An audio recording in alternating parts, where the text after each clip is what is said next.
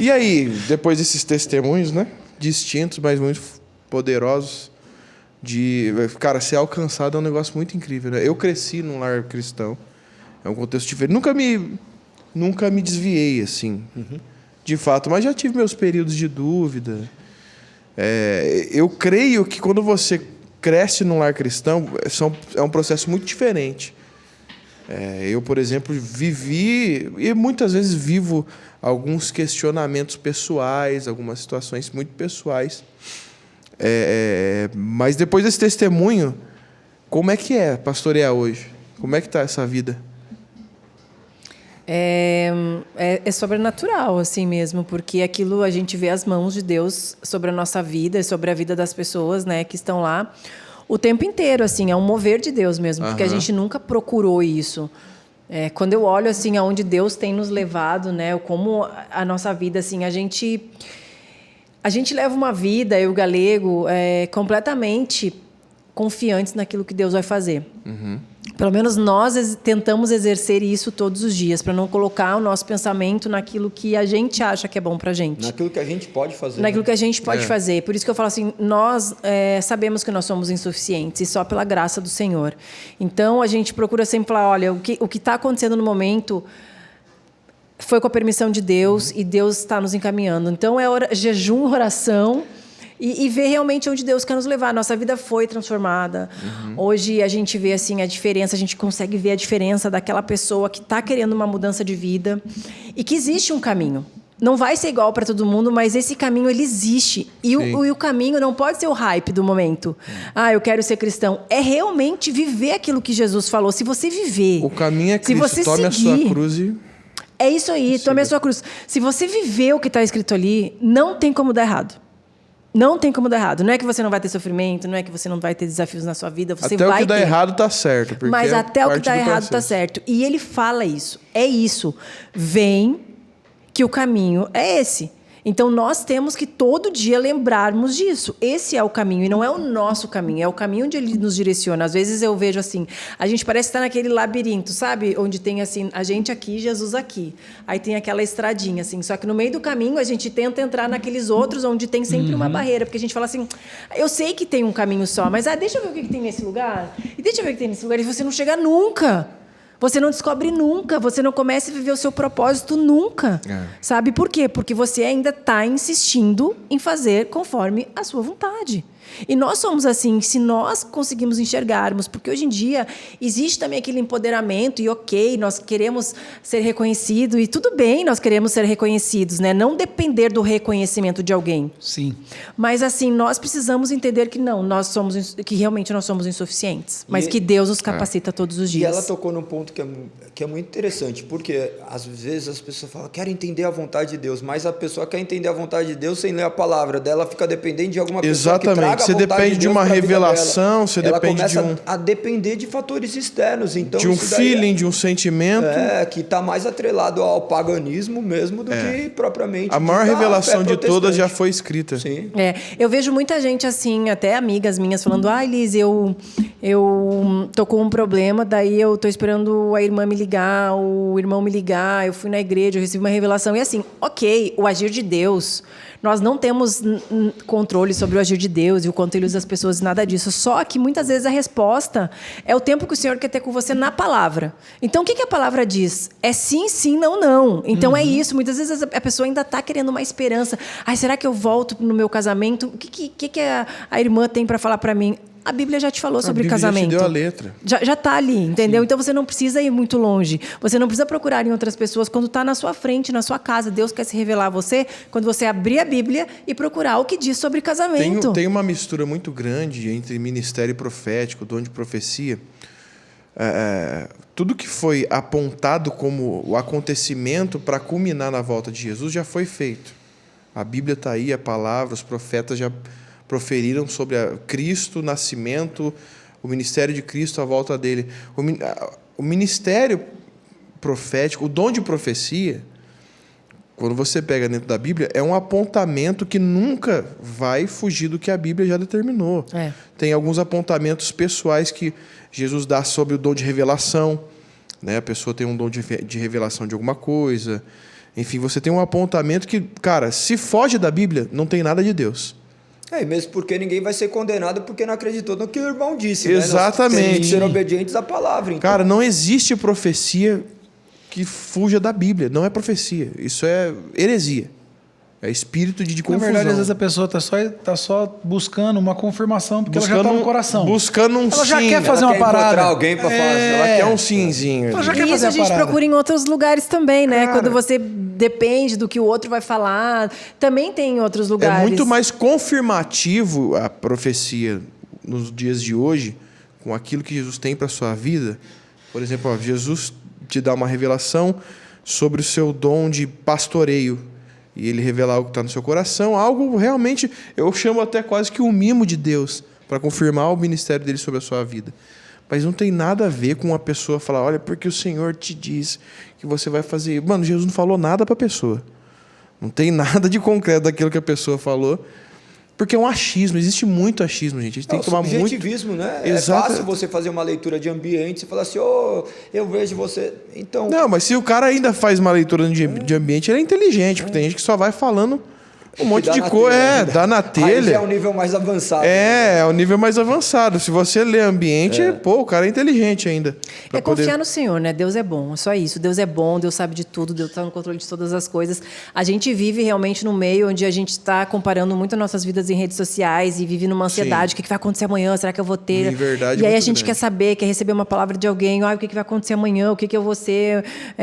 Enfim, quando na verdade a gente nem sabe do dia de amanhã, nem daqui 3 horas, por mais que a gente queira saber. Que Jesus estará no amanhã, né? Então, é isso. É o ponto. O Senhor tem me baseio controle. nisso. Já está escrito. Quando você fala muito dessa questão, você falou assim, eu nasci num lar cristão. Eu vejo, acontece muito de compararem com a gente. Fala assim, Galego, mas olha o que você fez, mano. Você fez um monte de coisa. Eu trocaria a minha vida inteira para ter vivido do jeito que Jesus ordenou na palavra. Sim. Eu falo, sempre esteve escrito, mas meus olhos não foram abertos por alguma razão. Mas as pessoas se lamentam por isso. Falam assim, pelo menos eu ia ter Eu não tenho um grande testemunho. Né? Não vai conseguir. Porque eu enxergo a misericórdia de Deus de uma maneira grandiosa, né? Porque eu sei de onde Ele me tirou, eu sei quem eu sou. Sim. Eu sei quem eu fui, né? Então, eu sei o que Ele é capaz de fazer. E as pessoas que não viveram isso, às vezes ficam se lamentando. Uhum. Tem amigos nossos que nasceram em lar cristão e falam assim, o máximo que eu fiz foi ver pornografia. Eu falo assim... E dê glória a Deus por isso. Dê graças a Deus. Porque as coisas que nós vivemos, nós não poderemos deixar de viver. Elas nos acompanharão para o resto da vida. Você vai olhar... A tua dor é para curar a dor do outro. Mas... A dor que você passou vai curar a dor de alguém. E é um problema, porque que nem hoje, nossos filhos crescendo num lar cristão, ainda tem... Pra gente, é muito chocante, porque tem algumas coisas que falam assim, mas calma aí, será que ele não vai achar chato isso daqui? Porque chega final de semana... Tá na igreja, vai fazer alguma coisa, tá na igreja. Como que ele vai viver isso? Então, pra gente também tem essas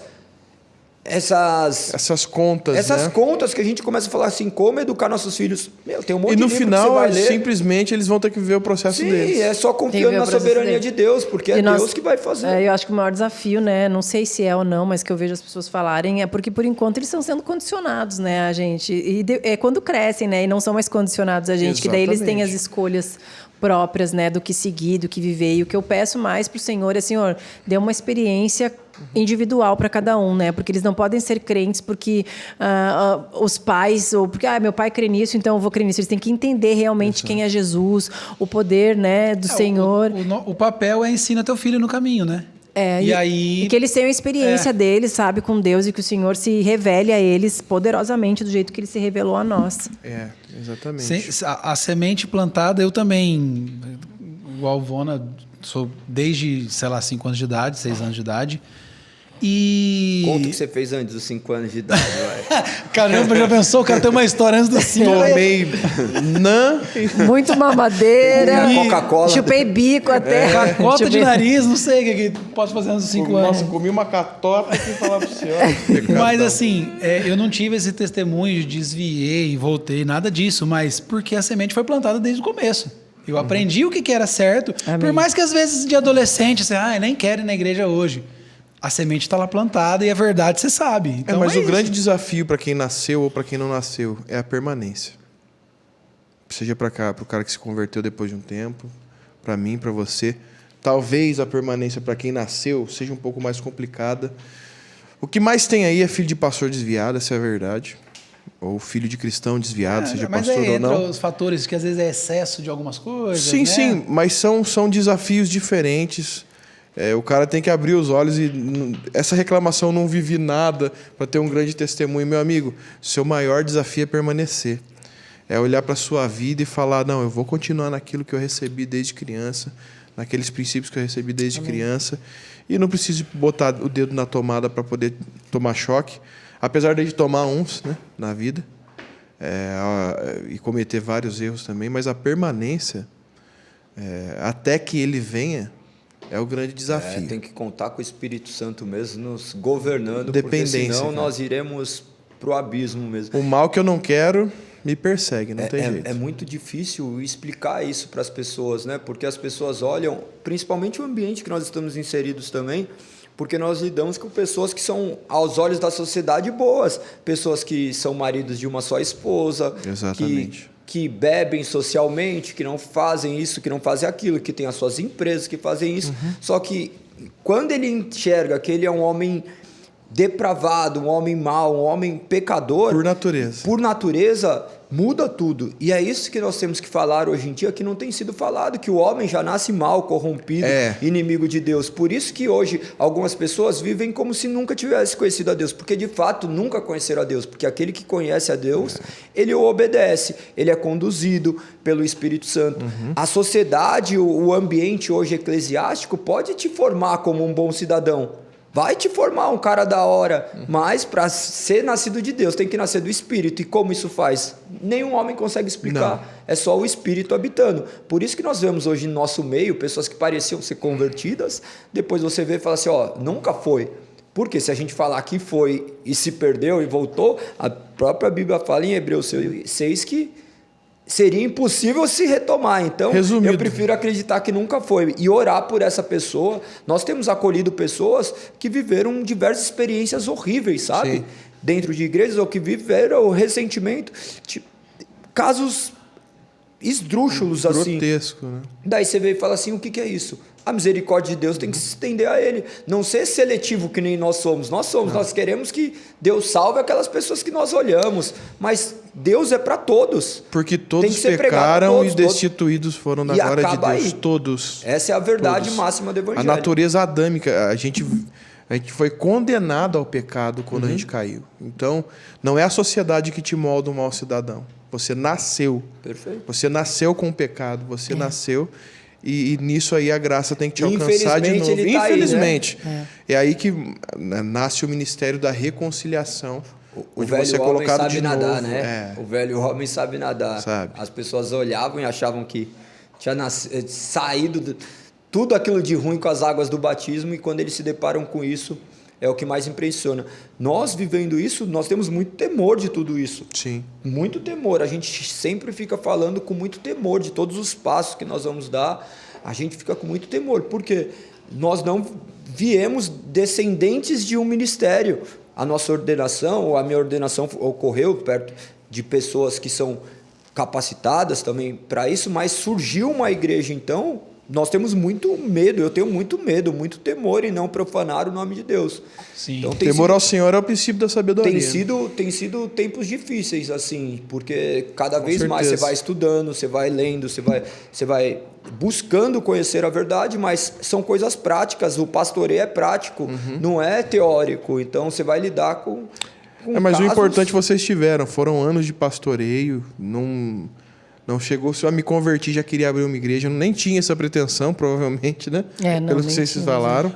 Onde então, que o pastoreio é primordial para Sim. você se tornar... A autoridade ela é dada, ela é concedida. Sim. Ela não é conquistada à força. Sim. Ela é concedida.